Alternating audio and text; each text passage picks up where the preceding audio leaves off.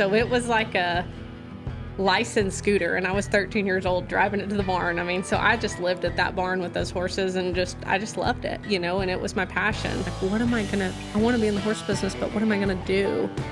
You know, and it's like, well, what do people need that you know a little bit about, or go to work for somebody and figure out what they need, you know? So for me, I'm like, well, if I have excess in capital, why do I want to bet on the stock market or on a renter when I can bet on myself?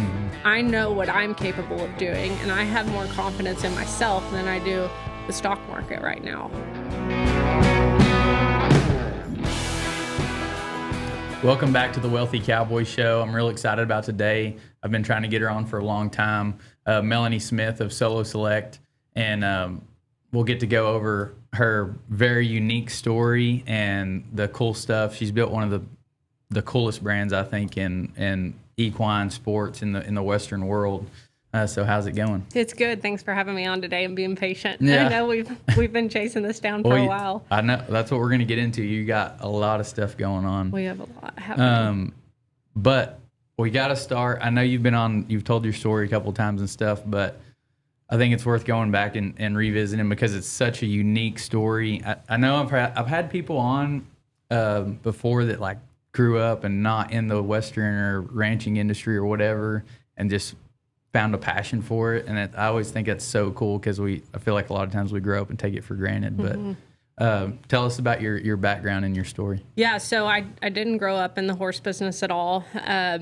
It's a running joke with my family that my dad, I threw a fit when I was 5 years old at the Henrietta Rodeo because there was a bunch of rodeo queens, and I was a good fit thrower when I was little, and I was very determined, and I was like, I want a horse right now,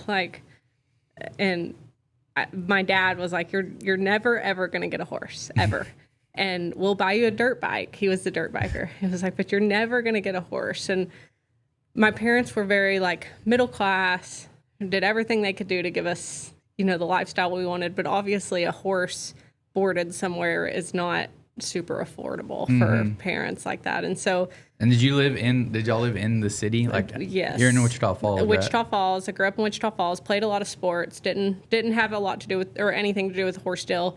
I remember we were sitting in an Applebee's when I was 9, and there was a newspaper story about a place called Whispers of Hope Horses. And at the end of the story, it said, we take volunteers 10 years and up. And I was like, Mom, I'm going to be 10 years old. And I don't know what, it was a week or something. And I was like, we have to go to the orientation. So I get set up at the orientation.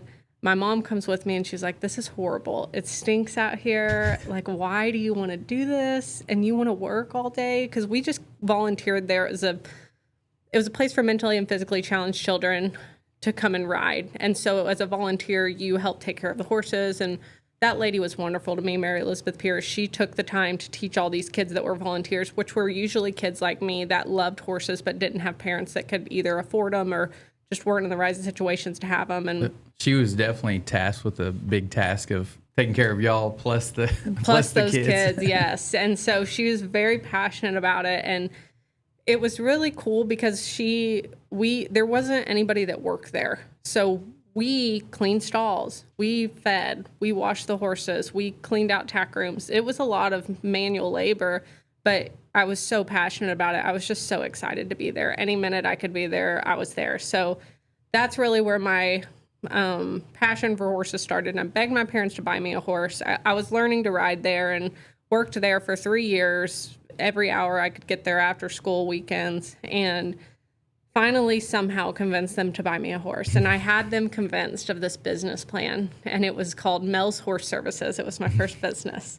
And I was like, listen, the lady at the boarding place said I can paint fence, and she'll take some money off the board every month, and then I'll clean stalls, feed horses, we can buy hay and bring it and stack it for the boarders. I was absolutely unqualified to be giving riding lessons, but I was like, I can give riding lessons, you know? And somebody's always one step behind you. Yeah, I mean, so I got them convinced. We went and bought this horse. It was a $1,200 horse. It was a Tennessee Walker quarter horse cross that I was going to fulfill my barrel racing dreams on, right? And I laugh because it wasn't that long ago. You know, I'm 32 now and I was 13 years old. So that was 19 years ago, which is a long time, but it wasn't. And it's just funny to think back. It hasn't been that long ago. I didn't have a clue. And so anyways, got this horse and I had no idea what I was doing. And so I had to retrain this thing. And the only way I knew how to do it was all of the natural horsemanship stuff was huge then. So Clinton gets really mad at me, but I bought the Pat Pirelli. I don't know. It was like level 1, 2, and 3. And I just lived with that. I watched the DVDs.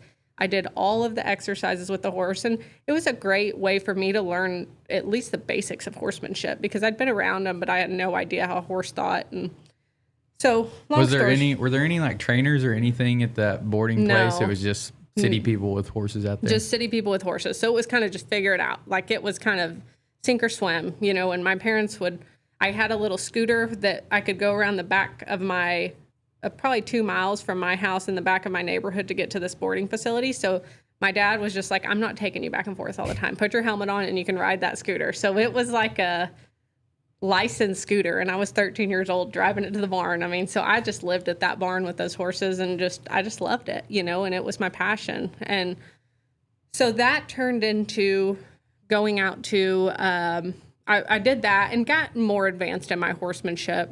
And then whenever I was probably 16, I went to work for Dylan Crumpler and, I got very cultured is the best way I can put it for Dylan.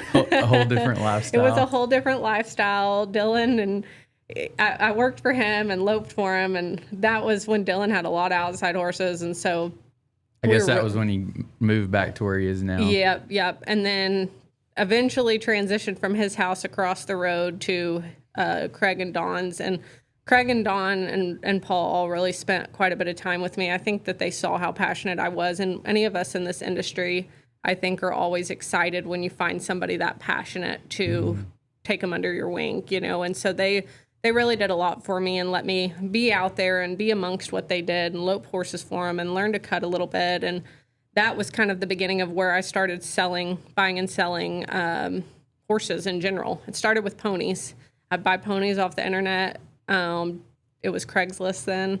I had a ton of lesson kids then. I was giving a lot of riding lessons. And were you doing that out there at the Crumplers? Or? Yeah, it was a great spot to do it because the Air Force Base was right there. And so I just kind of found a niche there. It was all these people from the Air Force Base and from Germany or whatever. They wanted their kids to ride. So it was perfect. And I was given 40 to 60 lessons a week. It was unbelievable. And that was all kind of through the end of high school and early into college. And so loping for them, giving those riding lessons, and then buying ponies. And I would buy the ponies, ride them during the riding lessons just because I always rode with my kids. And then once those ponies were good enough, I'd make those kids ride them for a while and then we'd sell them. And I didn't think you could make any more money than what I was making then. I was in school and I'm like, I'm making, $40 an hour. I bet they didn't want to lose you there either. No, they loved me being there. And I became great friends with Janet and Craig especially. And that's a whole lesson in itself that I see, like, and it's so easy nowadays. Just like you said, like, go work for somebody like you want to be like, and then just show some initiative and like some passion and that you're happy to be there and put a little effort out. And most of those people, I mean, there's bad people, of course, but most of those people are wanting to help, wanting to help the next people. There is. And it's funny that you say that because, I'm not going to take 3 hours to tell the whole story, but there's some spots I skipped in there that are when I did work for and was around some people that I learned just as much from because they were people I didn't want to be around. But they did see my initiative and they did take me under their wing and help me. But then they were kind of the bad people of the horse business. So it was like it was a good thing to be around them and then be around people like Craig and Janet and Dawn and really see what the good people in the horse business were and what the bad people were. And so, but you're exactly right. The initiative is something that today we just don't see that much of. And it's cliche. That's what everybody says, but it's so true. I mean, these interns come to Solo Select and we tell them they have to do night check at 10 o'clock. And that makes when we did have an internship program, we'd start with 6 knowing that we'd probably get down to 1 by the end of the 3-month period. And sometimes we got down to 0. I think one time we kept 2. And all the people that stayed have been very successful. They've gone on Gracie's working for Miles and Trevor. You know, we've had some girls that are doing outstanding now, but it's kind of a gut check. They just don't want it. Mm-hmm. They want to run the company the day they get there. Right. So I got a little off track there, but no, I think that's a huge lesson. I mean, and now you're having to go back through it, and I think those are the best like employers that you started at the bottom, Absolutely. But also probably the toughest if somebody that doesn't want to try because you have high expectations. Yeah, you're just like, they give you this cover letter this is my passion. I follow you guys on TikTok and Instagram and Facebook, and I want to do this. And they don't want to do this. They don't have a clue. And so I hate it for them, but they just don't understand what it takes. And so we aren't in the position we're in because, we give 50% effort, and we expect everybody that's there to give the effort. That doesn't mean they have to be there 70 hours a week, but when you're there, we expect 100% effort. And man, it's hard to get that out of those young people sometimes. I mean, they just cut corners and they just won't do it. And so I've just figured out, and a cutting horse trainer told me a long time ago, you just got to hire people, and at some point somebody's going to stick. Mm-hmm. And in the horse business, that's what it feels like. You have to go through some people, and then you finally just find somebody that sticks. They fit with you. They want the same things you want. They want to work at it. And that's what we've built our team out on. I think we have a really good team right now. And, we have almost 100 employees now, but I would say 15 to 20 that are really key, really important. And those people all, they show me the drive every day. Like they want it. They want it just as bad as I do. And that's so important to what I do. Because none of this would be built without those people that are, that want it like we want it. So yeah, you can't do it by yourself. I cannot do any of this by myself. 5 years ago, I would have been like, I can do it. I can video. I can run the office. I can pick the calls. There is not a chance now. Yeah. I mean, if they drop off and leave me one day, I'm going to be in big trouble because they're very important to what we do. Do you have anybody in your company now that started like that from an intern of stall cleaning and now they're running something? Or? So we've got, I don't have anybody that started out in the very beginning with us. We've got one lady, Laura Bell, who's become a very good friend of mine, but she's got kind of a unique story because she did grow up in horses, but she's worked in all parts of the horse business her entire life. She's probably in her early 50s now. And so she came to me 5 years ago and she called me and said, hey, my friend Linda said you might need some help in your office. And I had one employee then. And I'm like, yeah, like 4 to 6 hours a week, probably. I just need somebody to keep my books. I didn't even know what that meant. And she was like, oh yeah, I can do that. I've worked for car dealers. My dad's car dealer. I worked for him for a long time, and I can keep the books. And anyways, she comes in. She hasn't worked 4 or 6 hours in a day since the day she started. She has been full tilt. And so she's come in, and it's fun to see her progression and how she's grown. And we've got a young guy right now that I really like, Hayden, that's kind of a little bit like, he's a little bit of a unicorn, not to stroke his ego today, but he called me. I had Tarleton come in, and Tarleton came in. They come in all the time, twice a year usually. I have A&M and Tarleton. A lot of those colleges come in and bring a group, and I love doing that and talking to those kids and trying to be really straightforward with them about like what this is really about. Hayden came in. I don't think we talked to him at all during the interview or during when they came during the visit. And he called me like 3 times afterwards. And he's like, I really want to come work for you. Do you have any internship programs? And I was like, no, I'm interned out. Like we're just dropping the internship program for a little bit. Like we are interned out. All of you people from these colleges say y'all want to work and none of you do. And we're just done for a little bit. And he's like, well, I promise I'm different. Like this is what I want to do. And I was like, okay, well, tell me what you want to do. And he's like, I want to do this, this, and this. And I'm like, if you want to do it, you need to come talk to Matt and Ty. So Ty and I co-own Solo, and then Matt is our stallion manager. And so he comes up and talks to them. I'm like, he's y'all's project. If you guys want to mess with it, go for it. And he has started from not really knowing anything. And he's been with us for probably about a year now, but he's just taken a hold of everything we've given to him, and that's the kind of young people, like he was so persistent, like kept calling me, kept following up. Can I please come? Can I please come meet with Matt and Ty? I'll come anytime. I'll do anything that we need to do. And like, he's going to be successful in this business. There's no question. And so, it's cool to see him and what I think he's gonna accomplish. And we don't see very many of those people in that 20 to 25-year-old age group anymore. But those people that do, Ty and I always tell them, we're like, you have no idea the power you have, because there is nobody that wants to work now. So your generation is wide open. Like the opportunities are endless. So. Yeah, we've talked about that on here before. It's like it's easy right now. Like you don't even have to be good. Just show up and kind of do what you say you're gonna do. Stay off your phone a little bit, and just like a little bit of you don't even have to be a rock star or nothing. It's just so easy right now. And I get messages and stuff too, and it's just like, man, you just don't even. It's the same way. And I was telling her a while ago at lunch that I was listening to this podcast of this guy was saying he went to work for Tony Robbins, and he said he loved Tony Robbins, went through a bunch of his programs and all this stuff, and decided that he was going to be a sales rep for him.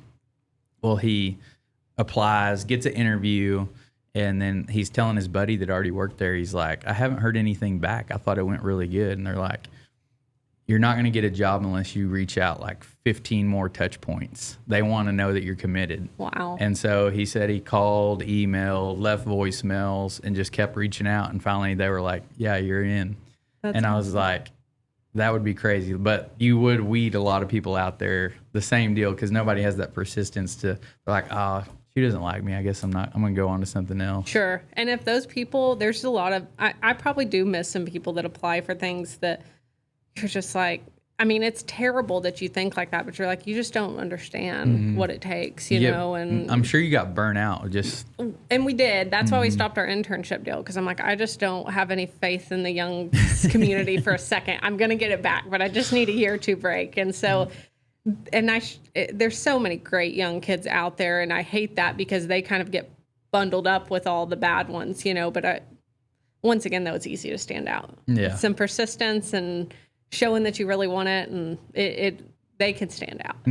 So, well, let's go back. Let's go back. You were working for the Crumplers. You're giving lots of lessons, trading ponies. I was trading ponies, and then I started selling their cutting horses online, like their cutters that some of them were show horses and some of them were ones that weren't working in the cutting. And it was the beginning of like Craigslist, Ranch World ads, all that. And so at this time I've started nursing school. I'm going to Midwestern State there in Wichita Falls.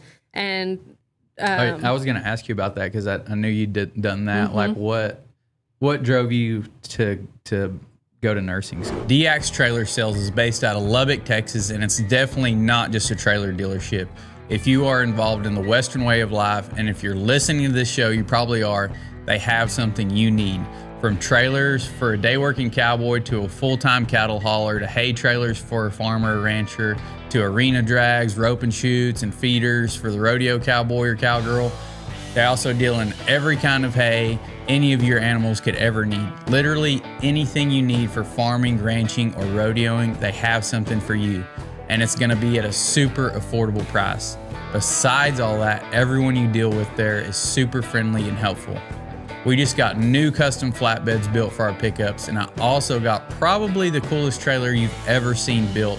And you can stay tuned for a video we're going to do, and it's going to show all of that and some more of their products also. So check out DX Trailer Sales on Facebook or dxtrailers.com. Well, nothing except for my parents were just like, horses aren't a real job.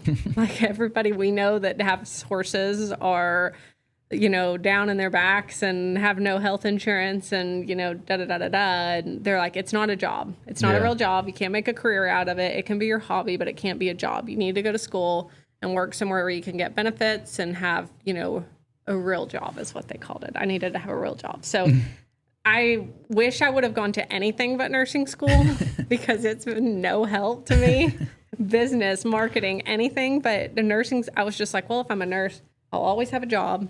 I don't have to worry. It's recession proof. And it just made logical sense. So off to nursing school I went. Yeah. And it was horrible. Like I can't even believe I finished it, to be honest with you. But it was, the only good thing I got out of nursing school was one of my best friends, Courtney, and everything else, I got nothing out of it. So while I was going to nursing school, and mind you, my parents made me pay for my own nursing school. It wasn't like, you have to go to school and we'll pay for it. They're like, no, you're going to pay for it. Go and get that debt. And so So anyways, I paid my way through college and was able to live and all of that off of what I was making on lessons and trading some barrel horses. And I got my card and pro rodeoed a little bit. I had some pretty good horses that Crumplers had let me use to train. They were actually, one was a full brother of Would He Be Tough, which is funny that, we'll get into that later, but how it all ties back in. And couple Nita's Woods mares and geldings that I have started on the barrels and pro rodeoed on a little bit and sold. And so I just kind of had a cool little niche business going over there. And anyways, graduated nursing school, got a job working in the emergency room at United Regional, which was a level 2 trauma center. I did enjoy a lot of things about it, but about a year into it, it was old. I was like, this is not, I did not mean to sign up for this. I don't like it. There's probably a lot of chaos in that. There was, and I liked the chaos. Mm-hmm. The chaos was great. The people were not great. The nurses you worked with were great, but the people the patients were tough. Some of them, not the patients that were sitting there that legitimately needed help. In the ER, 90% of what you see is the people that don't go to their family doctor that come in because they have a stomach ache and they want some Dilaudid, So you fight a lot of that in there. But really one day I was just sitting there and I was running, then we were doing Facebook auctions. So that was the beginning of, we're having an auction on Facebook and you comment to bid. And I'm like, at the time I was married and I'm trying to run this Facebook auction, and my ex-husband now, John, he was actually trying to run the Facebook auction because I was at work. And I don't remember what happened, but something got messed up. And I was like, I'm going to make more money on this Facebook auction than I'm going to make all week in this nursing. And I've got all these people yelling at me and I'm like, I don't even know why I'm here. So I called my parents and I was like, I just want you guys to know I'm going to quit my job. And they weren't completely crazy, but they were just like, I mean, you can do whatever you want, but we think it's a bad idea, And so, and then, John, my husband at the time, I'm like, I'm just done. I'm quitting my job. I think I'm making more money in this horse deal anyways. And so I did. And, I just remember it was kind of a blur from quitting the job to buying a place in Burke Burnett. So there was a place in Burke Burnett that I just had to have, that was old racehorse place. It was about $1 million place. And I was in no shape or form to be buying $1 million place, but I was like, we got to have this. Okay, so I laugh. And I think this is important because there's so many people early in their business that I know they're just like this. So the banker is like, can you send me a P&L? And I'm like, is that like a template on Google that you can, I can put numbers into? And he's like, yeah, I mean, I guess, yeah. And so I'm like, I'm on YouTube, like, how do you make a P&L? I'm looking at my bank account. There's a jillion transactions. It was a fiasco. And so anyways, I remember specifically sitting in there at midnight, adding up okay, the feed, I spent $14,333.88 on feed. And I've added it up on my phone and highlighted it on the bank statements for the last year. And this is how I made a P&L. So that was probably 2016.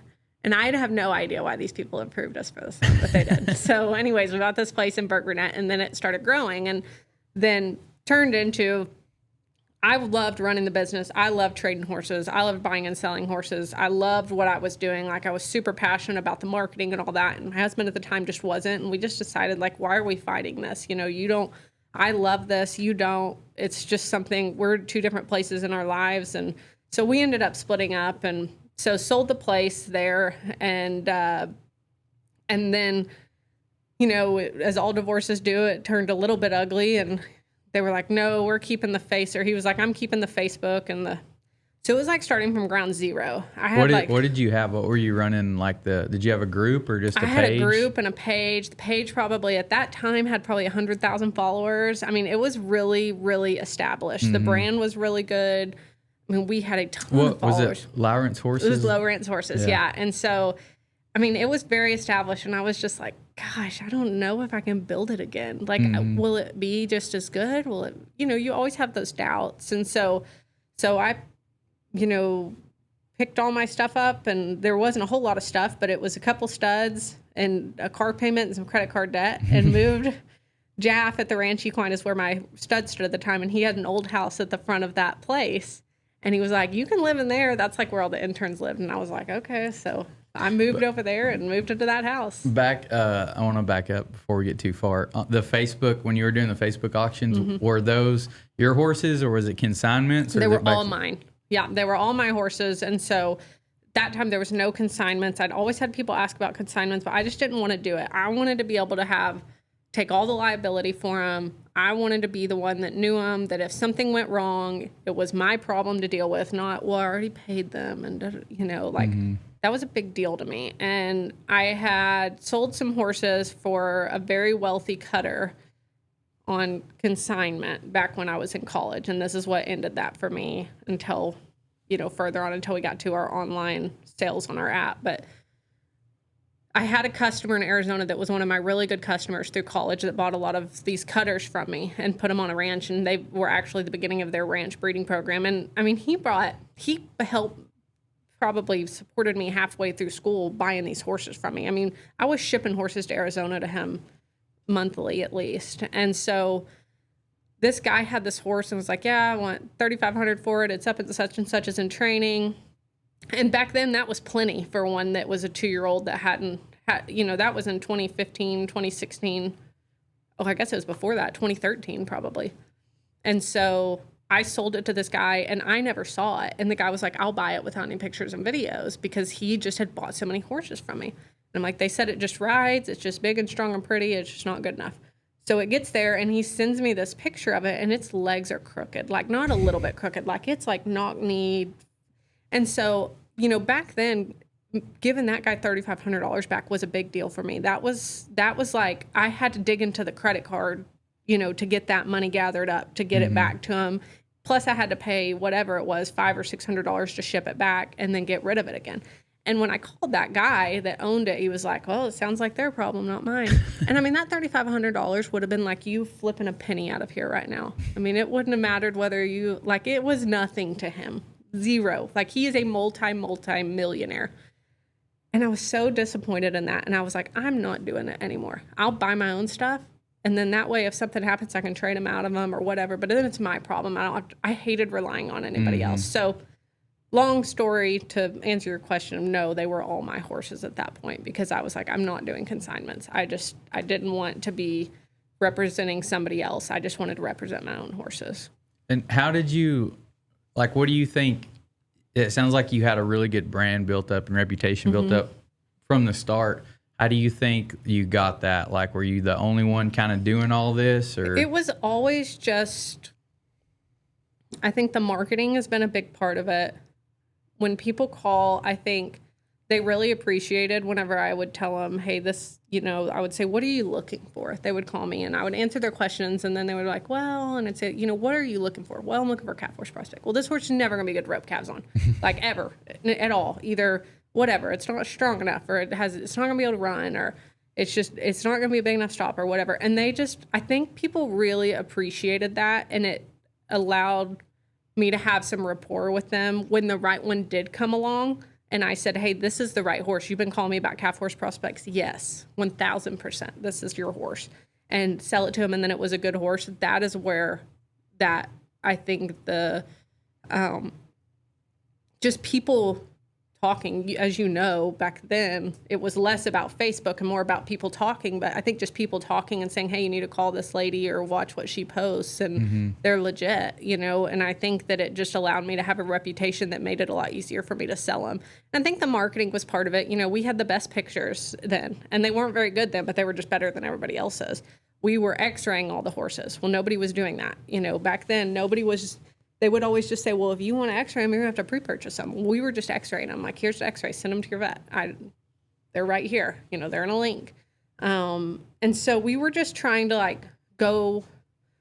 I always say that, like, I didn't know the rules of buying and selling horses because I didn't come from this business. So I just made my own rules. And I learned, you know, the rules were constantly evolving. And so, like, when that horse went to Arizona, I was like, I'm never selling any more horses without taking front and back end shots, you know, and you see it on our sales still today. We put front and back end shots of every single horse. And those girls spend hours a month taking front end and back end shots of horses, you know, but it's really important to me. And so I think it's that extra mile that, you know, I started going then and we still go through now to make sure people are really comfortable with what they're buying and know what they're getting. And that's why I think that it was successful then. And I think that's why it's successful now. Yeah. So. Just over delivering. Yeah. And I think it just was like continuing to increase the standard, right? Like it, you know, the standard was, here's a picture, here's a video that's terrible and blurry. You know, if you want to vet it, you can send somebody to vet it. But I just think the standards were so low, it was so easy to top them. And so we just have continued that today, where we are just always say, even now, like we're the leaders in online sales. Like we're constantly trying to evolve to make sure we're doing everything we can do to be the leaders in that space. Were there any more auctions going on like that on Facebook? There were some. There was a couple one-off ones. Alan Chappell was doing some, and I was doing them. And then there were some like smaller one-off ones, but it was mostly just me and Alan doing them. And how did you get the page to 100,000? Like, was it just from that, or were you posting different content? It was and stuff? So easy then, because that was back before Facebook got into the big lawsuit. So Facebook ads were amazing. You could your target audiences were amazing. So once I like figured that out, it was so easy to get the followers. And then we did a lot of cool stuff that nobody else was doing at the time. Like we gave hats away. People went crazy over the hats. You know, we would do like and share and tag a friend and we'll give you a hat, you know, or a breeding to the studs when we bought the studs or whatever. And people went nuts over that. And we're like, you have to like the page, because I was always trying to, you know, get those long-term followers. And so I think just understanding then how to push and pull all the levers to make your marketing really count, which is kind of what I preach to my girls now. Like we can make all the content we want, but if nobody sees it, it doesn't matter. And so then it was just, what can I do to increase viewers? I need people to have eyes on this brand. Even if they're not my buyers, their neighbor might be, you know, and I feel like or they may watch for several years and then decide to buy. And I think that's been 100% a story of a lot of these people that are customers now, as they've watched this brand for years. But I think it was really about building a brand and understanding what people valued with our brand, which my values have always been trying to be, you know, very transparent, very straightforward with the horses we have. And when I always say the very best, and it doesn't mean every horse we sell is going to be a futurity champion. It means that there's a place for every horse in the world. There's so many different tiers of buyers, so many different tiers of needs for horses. So we just want to advertise those horses to the best of our ability. We want to put our best foot forward and make sure we're getting them out there the right way. And so I think all of that comes together to make a brand. And when people see Solo Select, I hope that that's what they feel when they see it, right? Mm-hmm. And that's always what I try to preach to the media girls is, what can we do to make people feel that way? Whether it's, hey, this picture isn't good enough. Do you think if you saw this, you would feel like we were a high quality brand? No, you wouldn't. That's not good enough. And so they get that a lot.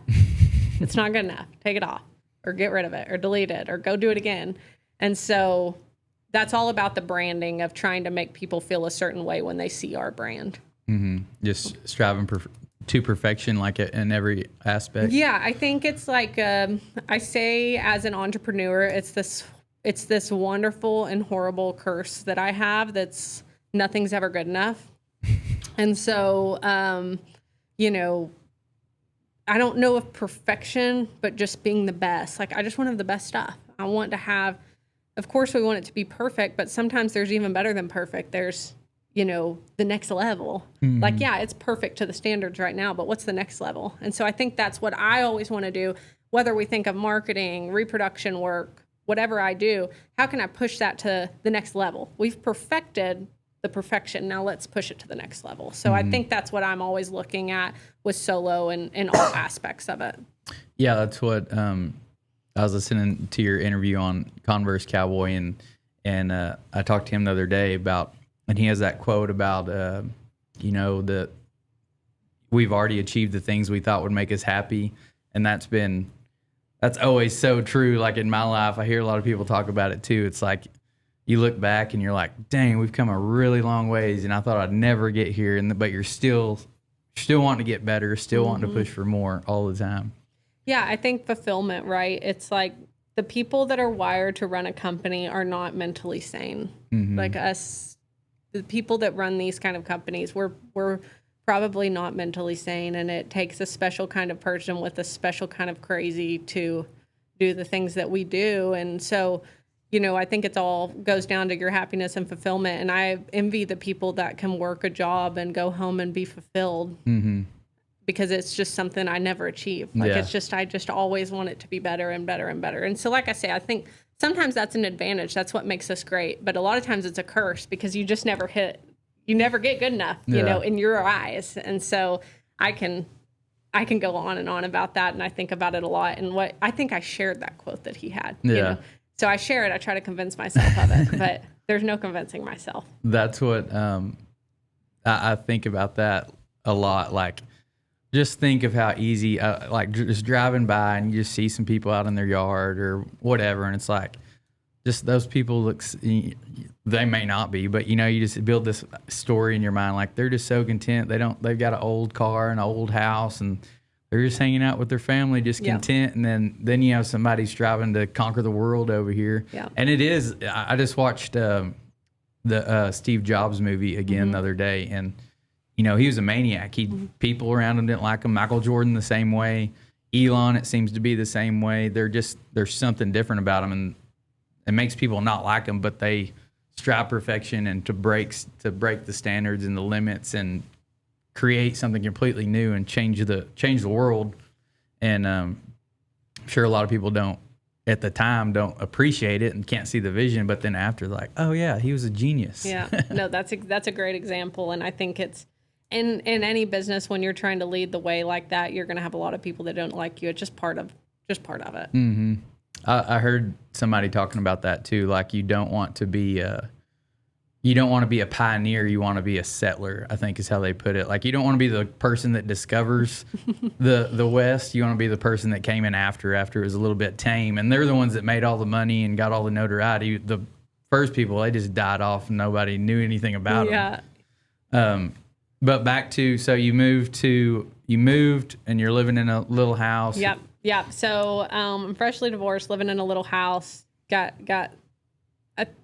like I said, it's some credit card debt, 2 or 3 studs, I think. And I'm like, well, here we go again. You know, it's time to start again. And so Ty and I had been buying and selling some horses, and him and I went and started buying horses and putting them on the internet and started a new deal called Solo Select. And so he was buying the horses and I was selling them, and it worked good. We were kind of already doing that anyways for several years. And I couldn't go to the horse sell and buy horses, you know, or go around to those places and buy horses. So it worked really well. And so we did that for a couple years. And then really Solo, just like 2 years in, I think it probably took 2 years to get it back to where like Solo was a brand. I mean, it was making money from the beginning, but you know, we're like, I was back on my feet and like, okay, I can get to my bear again, and like, it's time, like I can do something. So maybe it was a year, I guess, because I bought the place that we call North that I just recently sold. I bought it in 2019. And so I think by then I had like enough revenue coming through Solo Select that it was like, okay, we can do something now. And bought that place, went and redid it, built it. And I'm like, okay, 30 stalls. Like, we'll never need more stalls than this. We can make a living with 30 stalls, no problem. Then we started, Ty always really liked the mare deal. So we started managing some mares for people. Well, that blew up to, I mean, the first year we managed like 10, the next year we managed like 50, and then it just snowball effect from there, you know? So I think through the process of like day one of Solo, which was late 2018, it always had kind of been like this, but like, what does a horse business need? Okay. I find these, and I don't know that it was like I was doing market studies or anything like that. It's just, what are people disgruntled by? At that time, everybody was always mad at whoever was managing their mares. And I'm like, okay, well, this is easy. Like, we're selling horses, and then we can start managing some mares, and the vet will come by and check them, and I'll run the book, and great. So first year, I ran the book, did all the billing, didn't have any employees. Well, I think I had like a stall cleaner and somebody that shagged mares, and managed, like I said, 10 mares or so. Then the next year, it was 50 mares, and then added employees. And the next year, was 100 mares. And the next year we hired a vet full time. And the next year we built 200 more stalls. And now we're about to build 200 more stalls is the next year. And we have 3 vets. And so that was just where I was like, what, kind of like what you said, the settlers and the pioneers, like, and this isn't some new idea, but there's been lots of settlers, but I just felt like there was time for some change in the mare management side of things. And so what I always heard people complain about was like, I never have any communication. I never know what's going on. When I pick my mares up, open or not open, most of the time they look terrible. And I'm like, okay, well, that's easy enough. Let's put some text groups together to keep everybody updated and make sure we feed these horses. I mean, that seems pretty simple. And so it wasn't some grand new idea, but I think people just appreciated that when they called, somebody answered the phone that was friendly. And for a long time, that was me. And then, since then we've obviously added people, but that was kind of how that business came about. And then same thing with the studs. I see all these people breeding these mares and I laugh because Ty was like, one time he was like, I'm going to bring you a yearling. And I was like, I'm not selling a yearling. Like, nobody wants yearlings, I sell riding horses. Like, that's what I do. And he's like, you have no idea what, the market is for that. So I put some yearlings on there and start selling them. And then he's like, I'm bringing brood. I'm like, nobody buys brood mares, I was so close-minded to it. It brings me these mares and I sell them. So then, next thing I know, most of what we're selling is yearlings and brood mares. And so it just is funny how all of that, you just start seeing this niche. And it was kind of like when I started selling those mares, I'm like, all these people need a stud to breed to. All these people are breeders. Why don't we own a stud? So Hired Gun's first one, by play gun stud, great play gun stud. He breeds, 100 to 150 mares a year those first couple years. And I'm like, this is great, and it helps with our branding. And so I just kept seeing those niche little places that I could start, taking the time to build my business around. And that's really what turned into what it is today, is just finding these holes that I feel like there are in the business and trying to fill them and do it better. Yeah. Did you, this whole time, did you study business or business people or social media or marketing or around the right people? Or I really didn't. I think that's a great question. I've always kind of been like a sink or swim person. Like, you just figure it out as you go. I'm not much on studying or sitting down and reading a book, or like we talked about before we started listening to a podcast. I'm really bad at that. Like, it just takes too long. I need the cliff notes of the podcast, And so it's kind of, the best I can explain it is kind of like when I bought my first piece of real estate, or investment real estate, I should say. There was this little shack in Whitesboro, and I had listened to, honestly, TikTok, like snippets of TikTok, and they're like, wealth is made through real estate. I'm like, we're going to be real estate investors.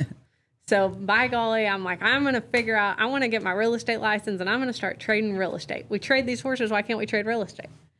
So I have to get real educated, and I'm not educated, but fortunately the first time it turned out pretty good. So I bought this little piece of junk in the middle of Whitesboro, and I still have it to this day. I mean, it is just like a junky little house that cost $107,000, and I'm like, this is the beginning of the real estate portfolio, So I have no idea what I'm doing. My realtor is trying to explain it to me, and I'm like, I don't know what a title company is. I don't know what earnest money is. I don't know what a survey is. I don't know what any of this is, but we're buying this little house because we've got $100,000 from something. I don't know what. I'm buying this house. And so, I just figured it out. And then shortly after, I studied real estate just enough to get my real estate license. And then I was like, okay, that way I can back all my stuff up 3% and learn the business. I want to learn the business. And so I had some great people that kind of showed me the way in that, but most of it was just buying and selling it. Like, I just would buy some pieces and sell them. And, most of them did fine. Some of them broke even, some of them lost money, but I just felt like that's what I had to do to learn it. And so now the real estate portfolio is huge. It's probably 20 houses and 1,000 acres right there in Cook County. And so it's turned into a huge part of my business, but it was just figuring it out. And that was 5 years ago. So, it started with a $100,000 house 5 years ago, and now it's a huge portfolio of real estate. And so I think sometimes there's no substitute for just doing it. Like, you can study yourself to death. You can talk about it to death. And I think that's where some people hit the wall, is they talk about it too much and they say what they're going to do and they read the books and they listen to the podcasts and they do all this and they never just do it. Like, there's no better way to learn it than to just jump in with both feet. And so, right, wrong, or indifferent, that is how I've done most of my career, is just jumped in with 2 feet. And sometimes that has not worked out that great, but most of the time it has. And some of that is just my personality is to roll with the punches. So it's fine for me. Some people want to study it. Like my dad, he would want to study something for 3 years before he made a decision. I don't even know how I'm related to half of my family. Like, we're so completely opposite of my mom and dad. They are just so careful and planners, and we got to research it. And I'm like, we bought a house yesterday. I don't know what we're going to do with it. We go to I remember after I bought that house, I was like, I'm going to turn it into a duplex and I'm going to rent it for da-da-da-da. And I get this place together and we go to the county or to the city council meeting. And I'm like, I'm going to turn it into a duplex. They're like, no, you're not. Like, you're denied. You're not turning it into a duplex, you know? I'm like, okay, well, I guess we're not doing the duplex thing. And so it's just funny. Like, you just learn. Over 5 years, I've just learned so much about it. And now I sell a lot of real estate to my customers. And so I probably sold 15 to 20 million, which isn't a lot in the span of real estate, but probably 15 to 20 million to customers and in real estate that are coming down here. And then we've bought and sold a ton, you know, and we just like it. We enjoy it. And now we have an excavation company. That's kind of Ty's baby. He really likes the excavation and the logistics. And so we've got trucks, 4 or 5 semis. I don't even know how many excavators, and I call them toys. I don't know what they are. Excavators, dozers. Toys. They're like big Tonka toys. So they're going all day, but they are clearing. We buy pieces of land, clear it, split it, sell it. Right now, we're not splitting and selling any of it. We're kind of growing the ranch on it. But that's another thing that Ty really just jumped in with 2 feet on. He just was like, we're going to do it. And I don't know anything about it, but I've just always loved it. And there we go. We have an excavation company, you know. So we've learned a lot with that in the last couple of years, but we saved ourselves a lot of money on all of our own stuff and been able to do it the way we really want to do it. I mean, that's how a lot of stuff has evolved for me. It's like, I have a need and I need this service fulfilled or whatever. You're going to pay somebody to do it. So what about we just start this business? And like, you're already using excavators and dozers and skid steers probably. And so you're like, let's just employ ourselves. It's funny. Every brand out there claims they've built the ultimate Western performance shirt, but most of them are more involved in other industries. Finally, there's one that actually is different. Introducing Horn Knot. One detail changes the game. This has literally never been done before. A patent-pending hidden zipper pocket with an extendable lens cloth, so you can clean your shades or your phone without untucking your shirt. It's simple, smart, and practical. I also like that you can fit your phone in the front pocket. And here's what I love. Horn Knot kept their designs classic, the most traditional pearl snaps you'll find anywhere. Great colors and vintage pocket designs. These are the same shirts I wear to work in, and you've probably seen me wearing them right here on the podcast. They even built a ladies line, not fake pockets or bad fits, but real Western shirts built to flatter and function. My wife Shady shows and works in these shirts, and there's nothing else like them. Get yours today and save 20% with code Crockett at hornknot-brkwy.com. Horn Knot and Breakaway. Learn more at hornknot-brkwy.com. That's where I think it really, you know, it was the same thing with our stallion station and breeding mares and all of that. It's like the people that were doing it for us were doing fine. It wasn't there, but it's just like, we're using this service and other people are too. So let's build off of it. Because I think a lot of people get caught up in like, well, what am I going to, I want to be in the horse business, but what am I going to do? You know, and it's like, well, what do people need that you know a little bit about, or go to work for somebody and figure out what they need, you know? So. Yeah. And it's, I'm the same way too about just jumping in. She gets on to me all the time about like, I'll have an idea, and by the time I tell her about it, it's already implemented, and she's like, what? Yeah. And I'm like, well, I want to figure it out fast, whether it's going to work or not work, and then we'll know whether if it failed, then okay, why did it fail, or maybe that just doesn't work at all, or then we're on to the next thing. Yeah, and not everybody is wired to do it like that, but it's how it's worked for me, you know, and I think it's exactly like that. You've just got to jump in with 2 feet. I just feel like you can plan yourself to death, and I think that's where most ideas fail in any industry, not just this one, is the plans and the what ifs. And some of that is having a partner that is not going to be like, well, it's never going to work. Whether, you know, whoever that is, the person that's in your ear that's saying it's going to work or it's not.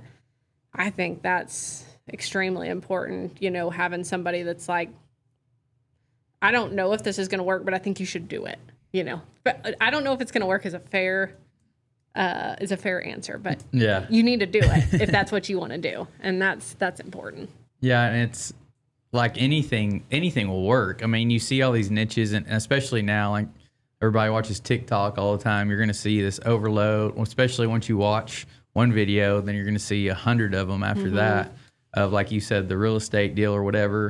And that's what I came to the conclusion of.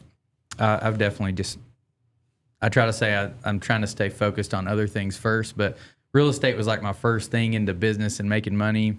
So I've always been amazed and like taking a lot of content about it, and I haven't done anything about it. But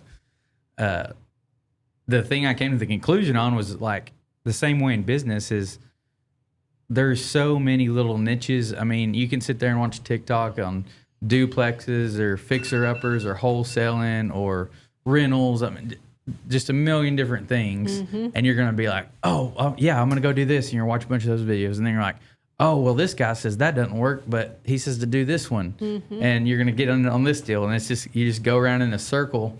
And I was like, it seems to me the thing is like buy it and never have to sell it. The same with a horse, the same with buying tack or trailers or anything. I mean, not pickups because they're depreciating most of the time, but like anything else, like it's just, if you go buy a piece of land, it's probably going to go up in value. But if you have to sell it, you're like, I've got to have 10 grand tomorrow.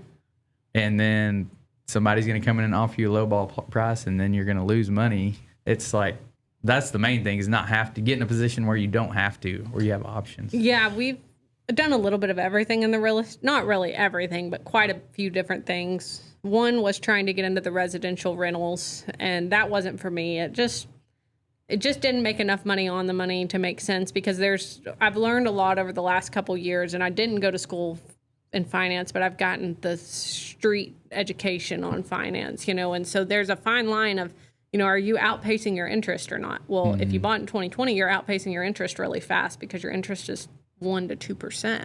So you hit the jackpot. Now at 5% to 7%, you know, you've got to outpace your interest on what that's gaining and inflation. And so there's a very fine line on real estate investments. And when I first started, when I bought that little place for $100,000, I was like, I'm going to do this, and that way I can have, you know, the income that I don't have to work for. It's going to bring in $1,500 to $2,000 a month or whatever. But it just wasn't for me. It was just too slow. People don't take care of your stuff. And so just like you said, I jumped in with 2 feet. I bought several other rental houses, started renting them out. And I was like, I don't like this. Got rid of them. Sold them. They all made a little bit of money. A couple of them broke even, whatever. It was fine. Got rid of them. And now we don't have any residential real estate that we lease hardly at all, except for one apartment complex. And it's about half full of our employees and half full of renters. That's the only one we have left. But I think that goes back to your point of just jumping in, figuring it out. If it doesn't work, and it's not that the residential real estate rentals didn't work. It just was like, when I started looking at the numbers and really digging in, I was like, this isn't making that much money because of the interest and the inflation. We're not doing, it's fine. But we can make a lot more money on our money if we're actively buying a dozer and charging by the hour to use it, you know? So I think that's like in your path of, you know, you're in survival mode for a long time in what you do. And then you start having to step back and be like, okay, like we're surviving, but are we really making the best use of what we're doing? Is the best use of the money that we have made to be sitting in a rental house? My conclusion was no. Not the best use of my money. Let's move it. And so that's when like you get out of survival mode, you get into like, let's make the most use of what we have mode. And that's really where I was for probably the last 2 to 3 years, is just learning how to try to figure out ways to make money go to work for you and make sure that the business that you are running is running really efficiently, which I think is one thing in our world of ag that people do a really bad job of. It's like, what are you looking at your books? Do you really know, like, if, you know, for somebody like us, your board cost is, or your board revenue is increasing because you have more stalls, but is your hay cost increasing more than that, or at the same level at that, or should it be lower than that because you're buying so much more? You know, if your revenue on your stalls is up 50%, should your hay be up 50% or 20%? Because you might be able to buy the hay cheaper, whatever it is. You know, and so I think that's where a lot of people in our world get lost, to just work. And Clinton was a person that really taught me about that. He didn't teach me about that, but he was the one that kept bringing it up. Like, hey, when I was in your shoes and I was going 9 million miles an hour and I was making money, but it was like, holy cow, I'm working so much. And I doubled the number of tours I did the next year, and I didn't net any more money at the end of it. And he was like, you have to go look. Like, you have to understand it. You've got to educate yourself on it. That's probably some of the best advice I ever got from him specifically. But in general, was just like, you got to get educated on your books. Yeah. So. And I just listened to a Warren Buffett and Charlie Munger book, and study a lot of people like that. And anyways, like in a capitalistic society, that's what they say. The person that makes the most money is the person that knows how to deploy capital the best. That's your job in a capital society. And it's like, when, and I want you to answer this, but like also I'm looking at that too. It's like, when is the time to deploy more capital into your business to just grow your business? Because like you said, a business, most of the time, I know the saying is that real estate made the most millionaires or whatever, but a lot of people started in business first because you can make, and I know it came around at the same way. It's like, we want passive income, right? Or you could go learn a skill to increase your active income, invest $1,000 to learn a skill, or $5,000, or whatever it is, and then you can go double or triple your active income. And then when do you quit worrying about growing your business that makes a whole lot of money, and then look at I can get 10% on it, put it in this house over here, or 20% over here, or whatever it's going to be. Like, how did you diversify like that? Or did you? I think for me it was, and I would say I'm still in this. Well, I'll start with this. I think it's all comes down to the stage of life you're in. For me, I'm 32 years old. I want to work. I enjoy what I'm doing. I don't have any kids. This is my passion, is what I do. And so for me, I'm like, well, if I have excess in capital, why do I want to bet on the stock market or on a renter when I can bet on myself? I know what I'm capable of doing, and I have more confidence in myself than I do the stock market right now, personally. And so, you know, for me, I'm like, I want to continue to invest in myself, which is the business right now, and continue to grow the business. So most of my money has gone, any excess capital hasn't really been excess because I've built the business. So I say, like, yeah, real estate. And fortunately in this world, it's kind of been hand in hand with real estate, which is cool because I like the real estate, but it's been, okay, I need to buy another place, and we need to build another barn on it. And that's where my any excess capital is gone. I haven't pulled it out and built some big cool house. I haven't pulled it out and bought some big cool car. You know, it's been, I want to deploy that capital to go to work for me in my business. I think there's a point in your business that you reach that you're like, okay, this is either as big as I want it to be, you know, to manage it, because it's a monster right now to manage what we have right now. And Ty and I just start nuts. We're like, well, if this was fun, it might be more fun if we have another 200 stalls, you know? And so, that's exactly what, like, they taught. That specifically it's an audio book. I mean, I guess it's printed too, but I listened to it on audio. It was really good. It's called Warren Buffett and Munger Unscripted, and it's just their Berkshire Hathaway shareholder meetings, and it's just a conversation. Yeah. So it's really easy to listen to, but that's what they say is, like, you know, they're invested in Coke, and I never even heard of this until I saw it at a store the other day, See's Candy, which is like a seasonal candy store, but they're talking about, like, these are really great investments, but we have $5 more billion to deploy, and we can't put them in these businesses because they don't need any more capital. They're already running max capacity or whatever. Sure. So we have to go look for other investments, somewhere to put that money. Yeah. And like you said, I mean, at some point, like you get to max capacity of your business, whether you don't want to grow anymore, or right. you're maxed out on people, or right. And that's really in the horse business. I think that's our biggest limiting factor is the people. The business is there. We're full all the time. We could have, I feel like an endless number of sale fitting horses, an endless number of mares to breed, stallions in the stallion barn. Everything stays full, and we advertise it a lot, but a lot of that is because we want to get the best horses and we want to get the best clients, and but we stay full. And so we're like, well, you build more, but you got to have more, you got to have good people. Mm-hmm. And those people are hard to find. And we have an amazing team, but in the horse business, I think that's the biggest limiting factor. And probably any ag business is the people that need to have the same drive for, to have the same level of care for those animals that I do. And that's hard. So I think in our business, we're close to the spot of saying like, okay, we can't keep our thumbs on any more than this, probably after this next barn. Reset barns, we probably can, some things like that. But as far as mare stalls, probably not, And so that's when we'll look and say, okay, what else can we do? We love the horse business. So what else can we do in the horse business that maybe doesn't require any more stalls? We have Solo Select products. That's one place we're going with it. Like, can we use our brand to start pushing those products? Nobody has to take care of those. Y'all like blankets or something? Yeah, we did slinkies, blankets.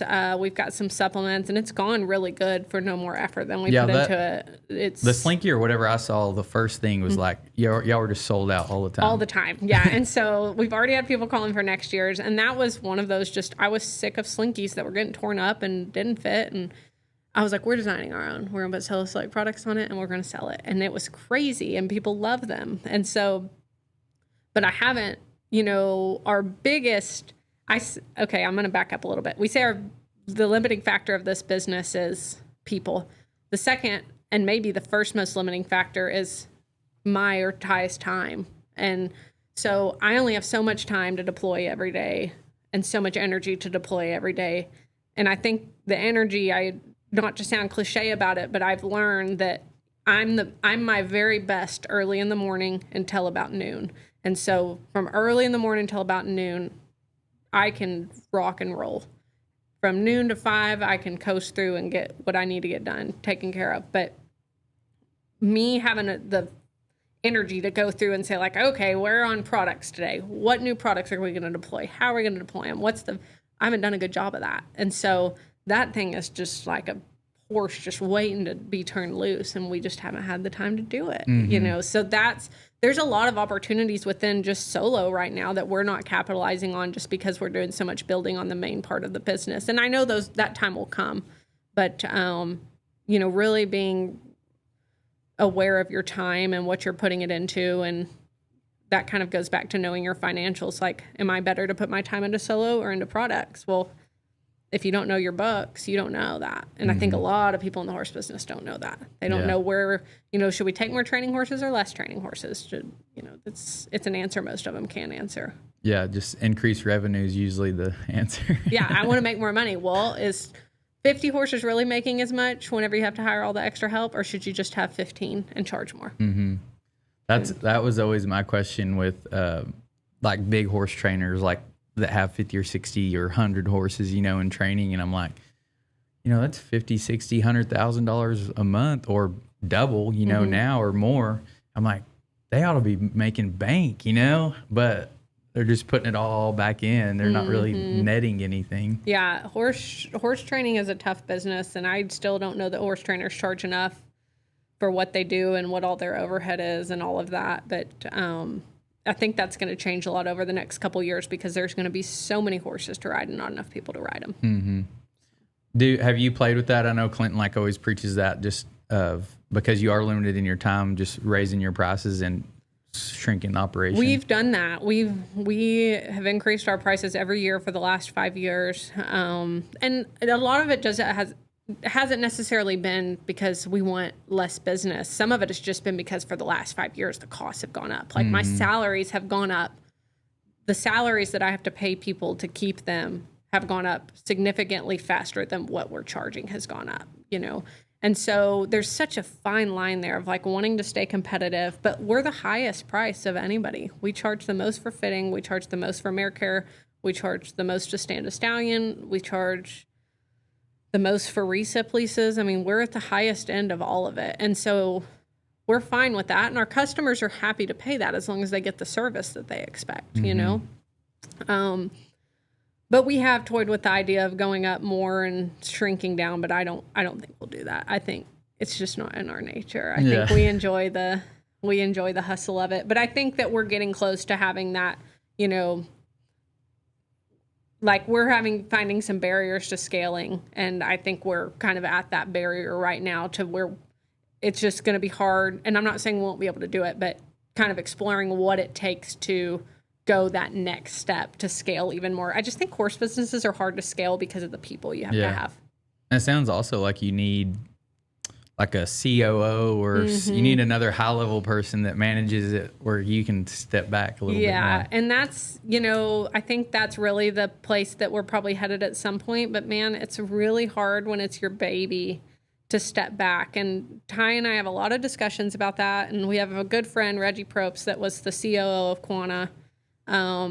He would be a great person for you to pull on here one day. He's got such great business sense, and he had a very successful company he sold to Quanta. I'm not going to tell you the exact timeline, but I think it was probably 15 years ago, and worked his way up to being the CEO of Quanta.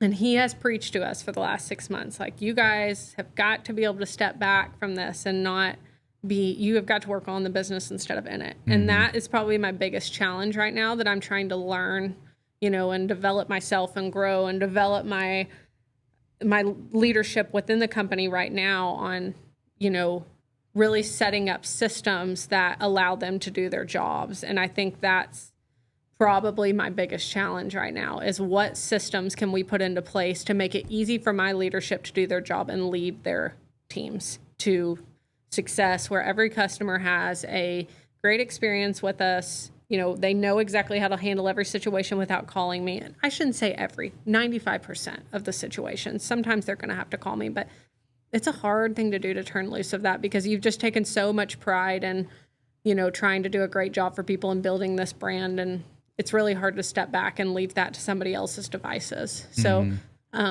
I'd say that's probably our biggest challenge right now, is just learning what that's going to look like, and if that's what we're going to do, or if we're just going to keep trucking away in the business because we just have a hard time not having control, you know? Yeah.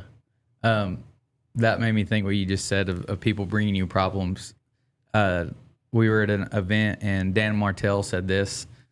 He's a big like business consultant guy and entrepreneur guy, but his deal was, I don't remember, it was like 3, 2, 1, but it's like when you come to me with a problem, he wants you to already have 3 possible solutions and two scenarios, and then he basically teaches you to work the problem out on your own. Right. He's like, I want you to already have the options, and then he just helps talk you through, and then you decide. Yes. He like teaches you to make the decision. Like, he's like, don't come to me. Yes. And that's so cool. That's the stuff that I need to take the time to study and learn. And I've really gotten, Reggie preaches a lot, those exact things to me, you know, like they're capable of doing it. These people that you have here are very good, and they're capable of doing it if you give them the tools that they need to do it.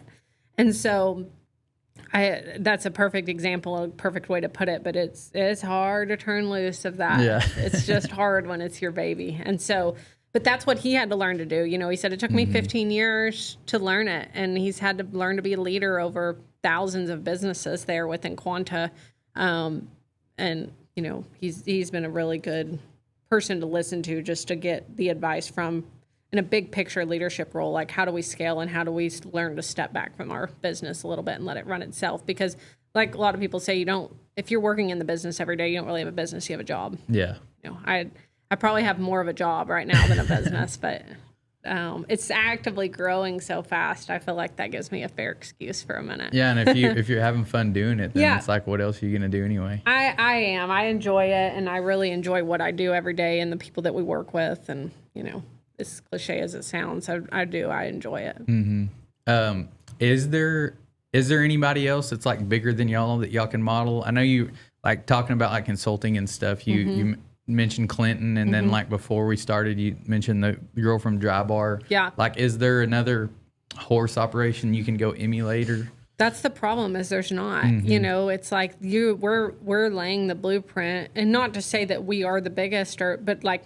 it's not like, you know, you have Brazos and Jeremy, or Valley now they call it, and you know, we're basically doing very similar things at very similar scales, you know, and I think since the 80s nobody's done it at this scale that we're doing it at. And so there's just not a good roadmap to go off of, and there's not those consultants. You don't have a consultant you can call that had, you know, $100 million horse company that they sold, and now they're off in the Bahamas, and you can be like, hey, how did you build that? Yeah. You know, can you tell me how to be able to step back a little bit? And they're just not there. So you just have to rely on, I mean, the best I can say is when you have somebody like a Clinton, like Clinton is somebody that had a business, has been through all the ups and downs of it, and he could give me some real world advice that would apply to any business, not just the horse business. And the same thing with Reggie. So we really just have to pull from other places. Yeah. I've hired some, you know, CFOs. We kind of were and still are on the hunt for a CFO and really trying to find the right one. And I've consulted with a couple of them, but it's tough because none of them know the horse business. You know, so you're like trying to explain to them, and you're like, well, we flush this embryo, or sometimes it's an ICSI, but then sometimes we freeze it, and sometimes we don't. And it's just very hard for them to wrap their mind around. So it is hard to have the consulting power that you would have if you were starting like a dry bar, like we talked about, a blow dry bar. Okay, well, I mean, there's jillions of people you can go pay to consult with. They're just not in this deal. It's uncharted territory. And sometimes I think that's cool because it's like, well, at least, I mean, nobody's laid the path. It's kind of fun to be the one that is going to lay it, because I know what we're going to do, and we're going to lay it. And so it's fun to be that person, but it would be nice if there was a little bit of just, even if it was an old history book of how to do it. just something close. Just something close would make it nice. Yeah, it's I know Dale talked about that and building his like social media and all that. He's like, there's nobody like me, which now, I mean, that's all I've done. Mine is different in our space, but I just copied somebody from mainstream. Yep. And I'm like, these ideas aren't new. Yes. And, you know, it's just, I basically do the exact same thing that I listen to all the time. I just put it in our industry. Yeah. But like y'all are such a big scale, and I mean, I think it'd be hard. It's hard to find somebody to talk to about it that really understands the challenges. I mean, I think they have similar challenges, and a lot of companies that are growing, it's like, well, the people. I mean, in the last 10 years, that's a problem. Everybody has a problem with the people, but our deal is so niche. It's like, well, there's only so many people that know horses well enough. You can't just hire somebody that, you know, ran Encore to come run solo. Like, that's just not how it works. You know? Then you lose the vision. Yeah, it's just they have to have the horse experience to understand this business. And so, but you know, this isn't to be whining either. Like, Ty and I always say, like, if it was easy, everybody would do it. It's not easy, and that's why we get to do it, because there's other people that try, that fail, or are trying and not winning at it. I mean, it is hard to do. And so if there was a blueprint laid, there'd be a lot more people on this path. Yeah. And there's not. And so it's somewhat of an advantage to me. Yeah. You know, to have that. I know.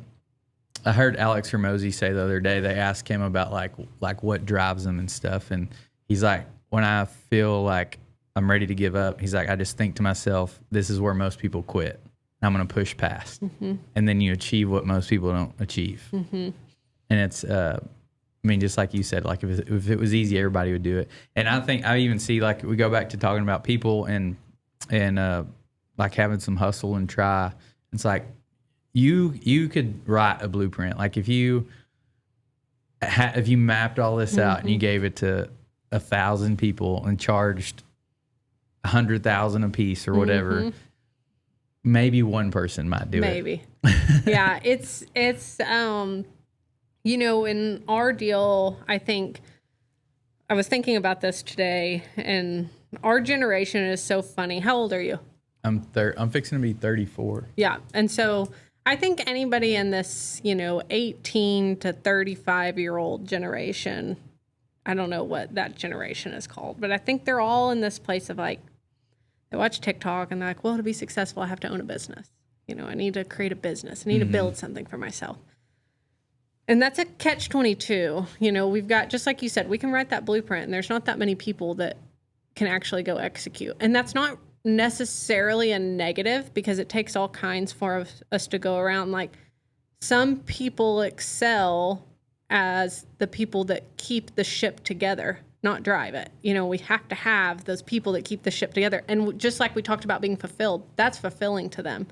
And they're probably happier than me and you on a day-to-day basis, however you measure that. They feel fulfilled. They have a job. They like it. They know what they're going to do every day. They come in, they knock it out. They're good at it, and we have a lot of people like that. They're very good at their jobs. I can't do their jobs. That's fulfilling to them. And so, yeah, there is this blueprint that we could lay, and you and I could sit here and draw it out in a couple hours, and I could say, okay, here you go. You do it. You do it. You do it. Everybody go take your whirl at it.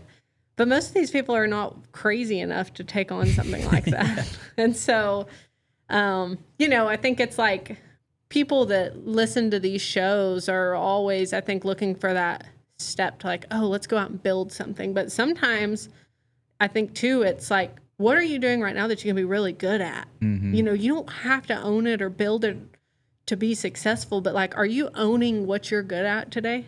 Like, are you working for somebody that you believe in and you're owning your job? Like, you are the best at it. Yeah. That is as fulfilling as building one of these things, I think. And so I think it goes both ways. Like, yeah, it's cool to own one and say like, oh, I built, everybody wants to worship the founder, but the founder is just the nut job leading the ship. Yeah. And the people that are sane are the people in the back that are great at their jobs that make these ships roll. And so I think like I said, I think it's a catch-22. It goes both ways, but especially our generation, I think, wants to be, I want to build, I want to lead, I want to be a founder. And that's great. And some people are built for it and some people aren't, but they're just as important to what we do every day.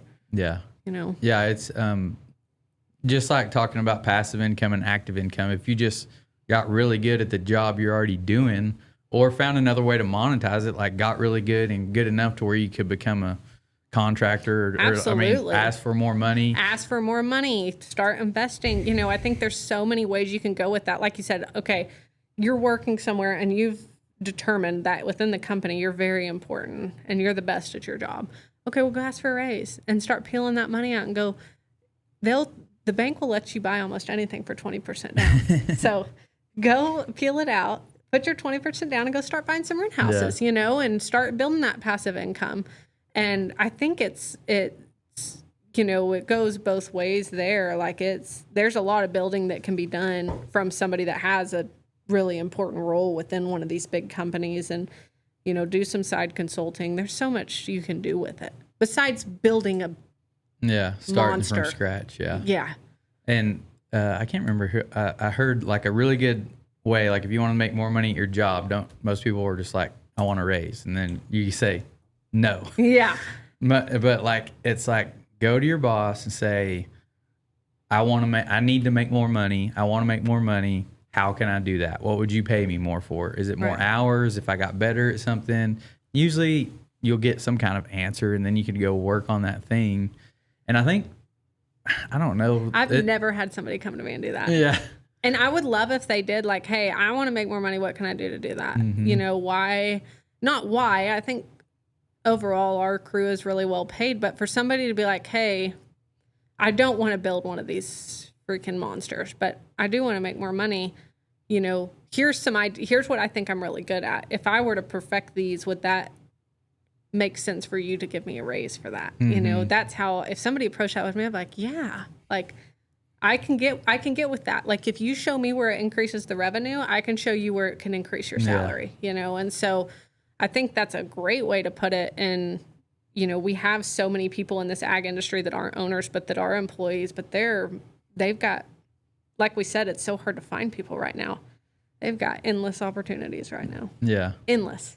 I think like you just got to know, how do I make this business money, or how does this business make money, and how can I contribute? Do I bring in more clients? Right. Or take special care, bring in different, or you go to whatever it is? any business owner and you understand that fundamental concept and tell that to them and say, like, this is what I can do. And if I show you I can do this over 6 months, does that get me more money? If you can show where they go hand in hand, it's usually a pretty easy answer, I think. Yeah. Because I think there's some kind of formula for it. I don't know if you figure it this way or how you do it, but like I've heard it like you're an employee is supposed to make you like, you're supposed to make like 10 times what you pay them or there's some kind of formula there. I don't know exactly. I can't remember exactly what it is. If you didn't hear Ben Hell's story on episode 69, you need to check it out. He's been earning trust in the cattle industry one handshake at a time since 1995 at Western Livestock. Western Livestock is proud to be family owned and operated now with 5 locations: Oklahoma City, Woodward, Comanche, and Waurika, Oklahoma, and also Knoxville, Iowa. They're proud to do business the Western way with honesty, integrity, and a handshake that still means something. You can join them ringside or stream their sales from wherever you are. Western Livestock, where a handshake is their word, cattle are money, and timing is everything. If you're looking to buy or sell, contact Ben Hale at 940-631-BEEF. That's 940-631-2333. Check them out on Facebook or westernlivestock.com. Western Livestock is now accepting consignments for their September 20th horse sale in Woodward, Oklahoma. Visit westernlivestock.com to learn more.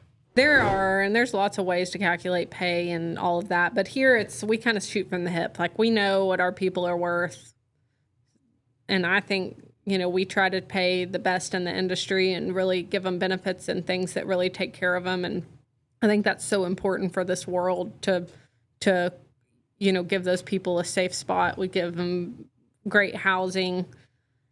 And I think that's why we are able to retain a lot of people. And we have people that leave and come back. They leave and come back. But it's a really important part of business is learning how to retain and keep employees. And then, like you said, understanding from a business side of things. And I think that's like 2 separate conversations, right? Like, from a business side of things, okay, this employee has to produce X amount of revenue to make sense to have them. But then sometimes it's a feel thing. Like, well, I can't really put numbers on what this person contributes to the company, but it's a lot. And so this is how much they need to be paid to do that. Yeah. So that's a hard calculation.